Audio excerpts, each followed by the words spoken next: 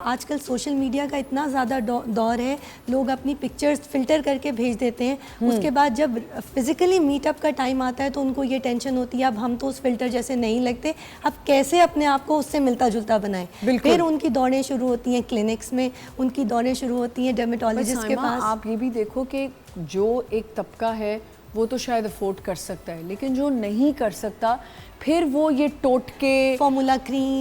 Creams पे चले जाते हैं, या वो ये जो हमारे यहाँ सोशल मीडिया में जो कोई बैठ के देखें, आप सोशल मीडिया पे बैठी हैं, एक आपने अपना चैनल बना लिया, अब किसी ने आपकी डिग्री नहीं देखी, किसी ने आपका कोई क्लिनिक नहीं देखा, मैं एक बात कर रही हूँ जनरली, और मैंने वो चीज़ें स्टार्ट कर दी किसी के कहने पे, तो कितना नुकसान है ये। एग्जैक्टली या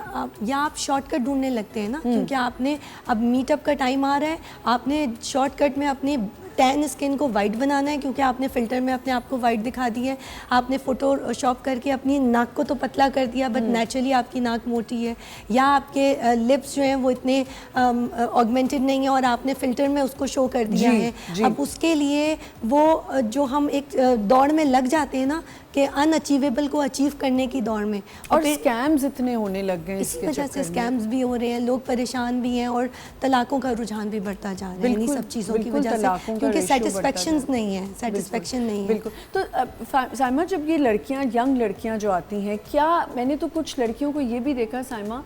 कि वो बैठ के क्लिनिक्स में कह रही हैं कि हमें वाइट कर दें, ऑलरेडी अच्छी कॉम्प्लेक्शन है but they want to get so fair कि उनको होता है बस हम बहुत फेयर हो जाएं। क्या आप समझती हैं कि इसमें हमारी इंडस्ट्री का भी कुछ है कि लड़कियों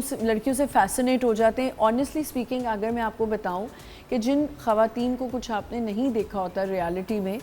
उनकी कॉम्प्लेक्शंस बहुत वीटिश होती हैं, बहुत नॉर्मल वीटिश कलर की होती हैं, गंदमी जिसे कहा जाता है, या थोड़ी डार्क होती हैं, क्योंकि वो जब टीवी पे आते हैं तो बहुत हसीन लग रहे होते हैं। बिल्कुल। सब आप इसको ज़्यादा बेहतर एक्सप्लेन कर सकती हैं कि जो वीटिश कॉम्प्लेक्शन होती है उसको स्क्रीन ब्यूटी बहुत अच्छी मिलती है। सबसे खूबसूरत कॉम्प्लेक्शन जो है ना वो टैन कॉम्प्लेक्शन कंसीडर किया जाता है, क्योंकि उसमें अट्रैक्शन सबसे ज़्यादा होती है। आप देखें जितने यूरोपियंस हैं, अंग्रेज़ हैं, वो सब स्पेशली धूप में लेटते हैं ऑयल लगा के ताकि वो टैन हो। वो तो आप छोड़ें, अगर आप फॉरेन कंट्रीज में देखें तो वो जितने फेयर हैं वो उतनी ही टैन डबल अंडर टोन लेते हैं अपने लिए, just to show them more attractive, क्योंकि डेफिनेटली जितना आप वीटिश टोन की तरफ जाते जाते हैं उतना आपका अट्रैक्शन में इजाफा होता है। And you are right, not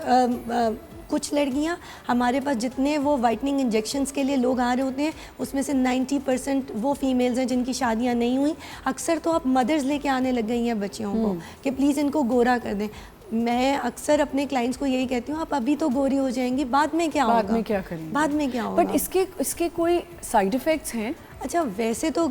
आमतौर पे इसके साइड इफ़ेक्ट उस टाइम तक नहीं है जब तक आप इसको सेफ जोन में ले रहे हैं। सेफ जोन हम उसको तब कंसीडर करते हैं जब आपका लिवर प्रोफाइल बिल्कुल ठीक हो, आपकी किडनी प्रोफाइल बिल्कुल ठीक हो, यानी जो दवाई हम आपको दे रहे हैं वो अंदर जाने के बाद अपने टाइम पे मेटाबोलाइज हो और आपकी बॉडी से एक्सक्रीट आउट हो जाए। मसला तब शुरू होता है जब आपका लिवर कॉम्प्रोमाइज़ हो या किडनी कॉम्प्रोमाइज़ हो, तब वो मेडिसिन या ग्लूटाथायोन आपकी बॉडी में लॉन्ग टर्म पे स्टे करेगा और साइड इफ़ेक्ट्स आने के